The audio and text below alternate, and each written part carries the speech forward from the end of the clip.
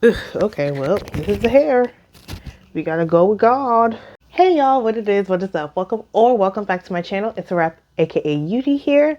And I can't believe it's that time of the year again. These are my anticipated releases for 2025.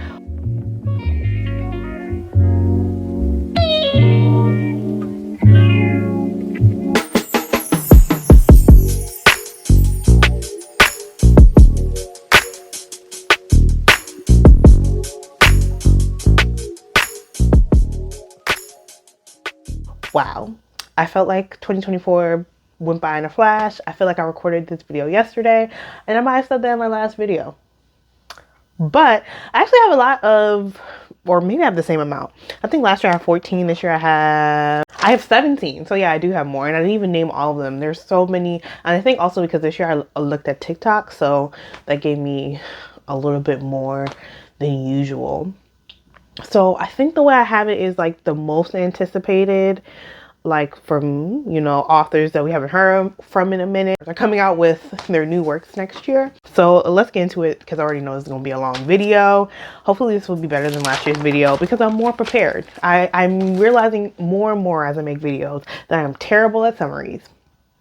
So let's start with the first one. Good Dirt by Charmaine Wilkerson. And do I have her book? She's the author of Black Cake. I do have Black Cake. And she's coming out with her next novel, Good Dirt. I don't know if it took me a minute to read Black Cake. I had started it, dropped it, then the Hulu series came out, and then I went back and picked it up and finished it. So her next novel, Good Dirt, is a multi-generational epic about an affluent family. Well, not an affluent family, concerning an affluent family in New England. The character Abby runs off to France after she has this high profile breakup. And as she's in France, she reflects on another tragedy that happened in her life as a child when her brother was murdered and the mystery went unsolved. And that was another high profile, had a lot of attention when it happened. So as she's reflecting on that, she uncovers family secrets and so forth. So yeah, that's Good Dirt. I'm actually interested in reading this. I probably will pick it up when it releases. So let's move on to the next one. The next one I have is Dream Count by Chimamanda and Ngozi Adichie. And she's the author of Americana. I haven't read Americana.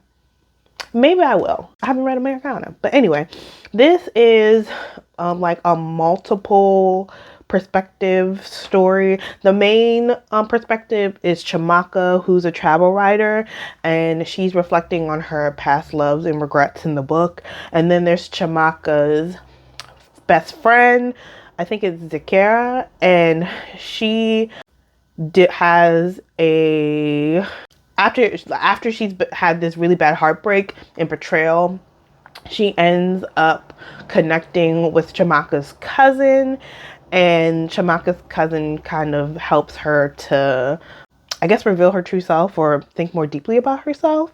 And then there's Kadetao, and that's Chamaka's housekeeper, and she deals with like the worst unthinkable hardship while she also takes care of her daughter who lives in the States. Yeah, so this is like a multiple perspective story. Another one that I may pick up. I'm actually interested in picking this one up. And then we have the next story. This is Death of the Author by Nnendi Okafor. So this one is about Zeal, and Zeal has literally like a series of unfortunate events. She gets dropped from her book deal and some other things. Like there's just a series of like not great stuff happens to her, and she takes all that energy and she writes this like science fiction novel that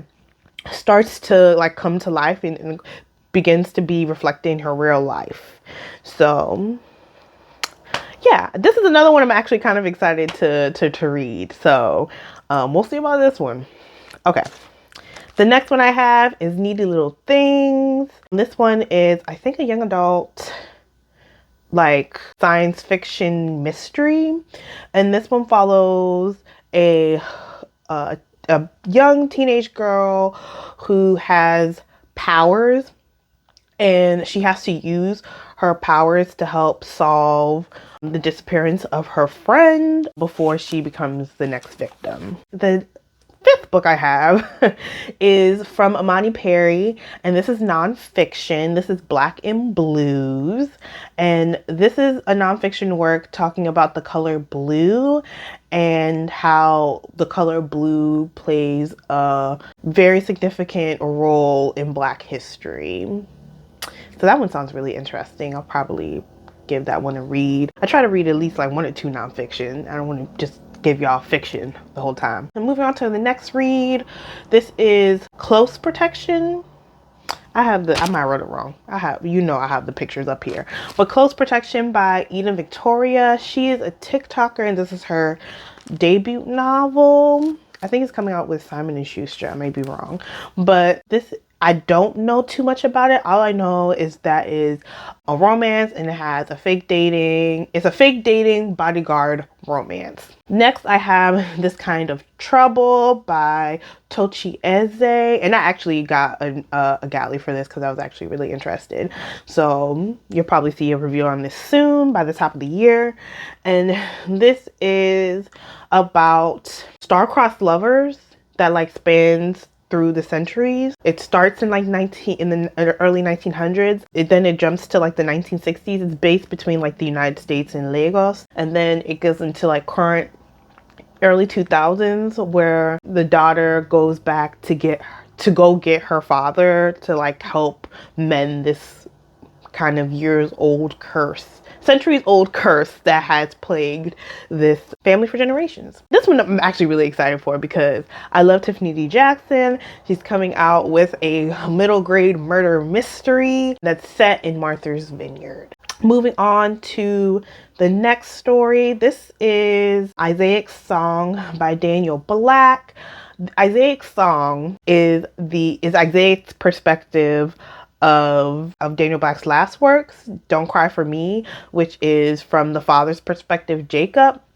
So Isaac's Song picks up after Jacob has passed away, and Isaac, now in Chicago, goes and sees a therapist, and he's like working through his own relationship with his family and navigating his queerness and being Black in 1980s Chicago.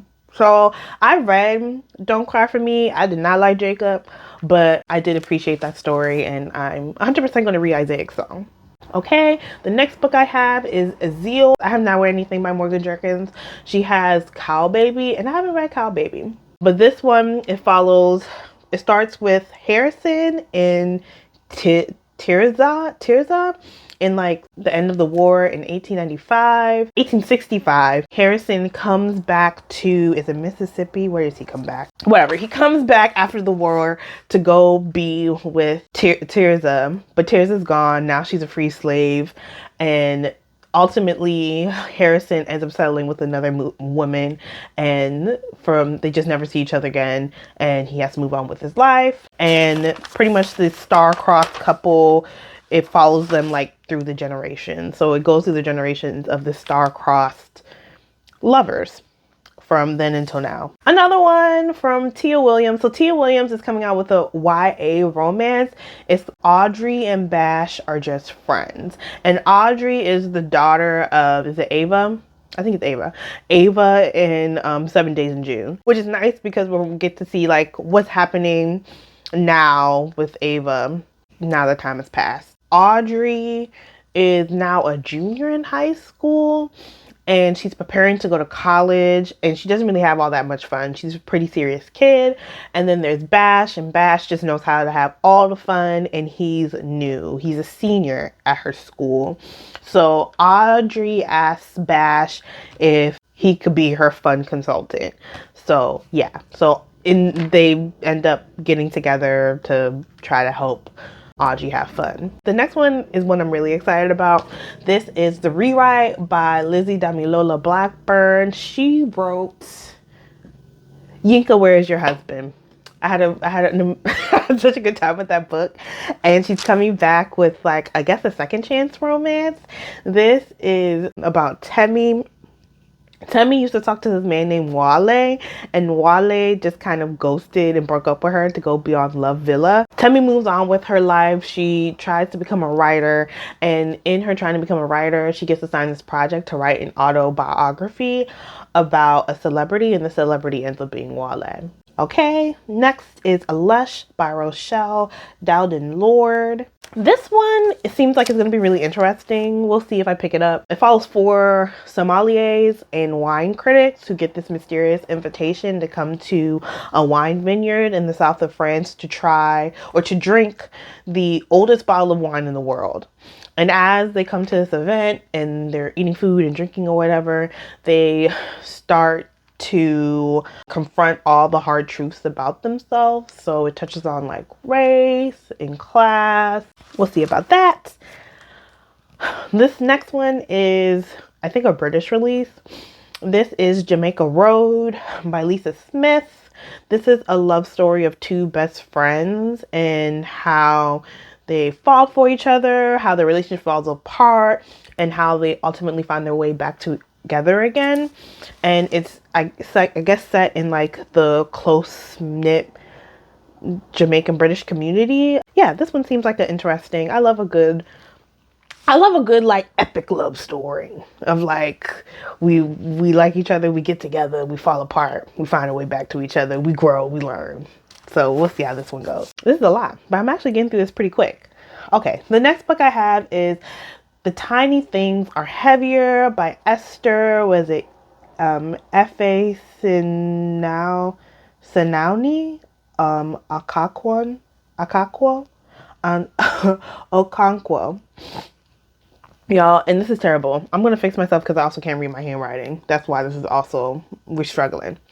So this is the story of a Nigerian immigrant who comes to the United States for her graduate program.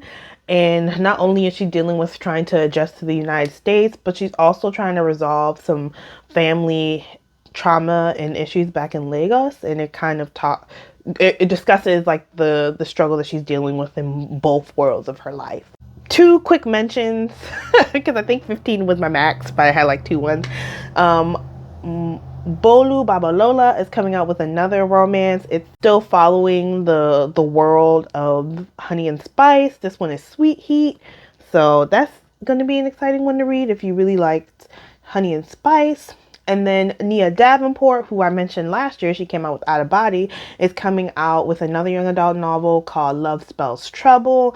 And this one is like a magic realism type of romance. So I think that I gave y'all 17. I have a lot more. I'll probably have like an Amazon list link below with all the anticipated releases, even the ones I did not mention in this video. If there's any, mostly I think the ones I really want to know about are all the Black indie authors and what they're releasing this year. If you guys have any releases that you're excited about for this year from Black authors, share them down below. Let's get a little thread going, you know, of letting people know what to add to their reading list for next year. And until the next time, y'all, deuces. And if you're watching this before the new year, happy holidays and have a good new year. Deuces.